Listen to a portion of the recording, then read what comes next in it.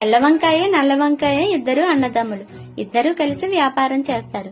వ్యాపారంలో నష్టం వస్తుంది. ఆ అప్పులకి నాకు ఏ సంబంధం లేదని చెప్పి నల్ల వంకాయ వెళ్లిపోతుంది.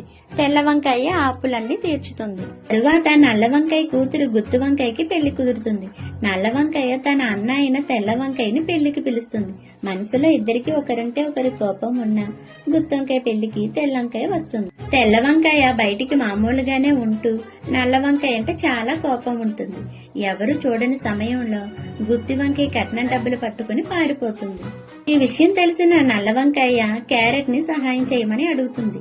క్యారెట్ తెల్ల వంకాయ ఎక్కడుందో వెతుకుతుంది.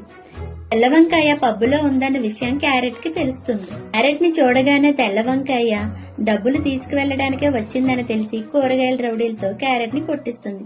కానీ క్యారెట్ అందరి రౌడీల్ని కొట్టి డబ్బుని తెల్ల వంకాయని తీసుకుని ఆ పెళ్లికి వెళ్తుంది. క్యారెట్ ఆ కట్నం డబ్బులు నల్ల వంకాయకి ఇస్తుంది. నల్ల వంకాయ ఎంతో ఆనందిస్తుంది. క్యారెట్ తెల్ల వంకాయకి నచ్చ చెప్తుంది.